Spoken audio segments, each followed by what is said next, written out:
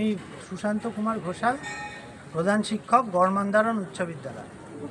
আজকে আমরা বিহান শিশু কল্যাণ সংসদের যে অনুষ্ঠান, সেই অনুষ্ঠানে আমাদের ছাত্রছাত্রীরা তাদের যে ক্ষমতায়ন এবং তার ক্ষমতার সপক্ষে তাদের যে আইন আছে, সেই আইনের যে সংস্থান আছে, সেগুলো নিয়ে এই সংস্থার পক্ষ থেকে খুব গুরুত্বপূর্ণ এবং মনোগ্রাহী আলোচনা হয়েছে।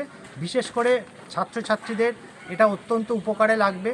তারাও জানতে পারবে যে সমস্ত অন্যায় বা অসুবিধাগুলি তাদের নিত্যদিনে ফেস করতে হয়, সেগুলোর সপক্ষে ভারতীয় সংবিধান তাদের জন্য কী সংস্থান করে রেখেছে এবং তারা এর তীব্রভাবে প্রতিবাদ করতে পারবে এবং তাদের প্রতিবাদের পেছনে যে তাদের আইনি সহায়তা আছে, আইনি সাপেক্ষ আছে, সেগুলো যাতে তারা বুঝতে পারে এবং তারা এই ক্ষমতায়ন করতে পারে নিজেদের।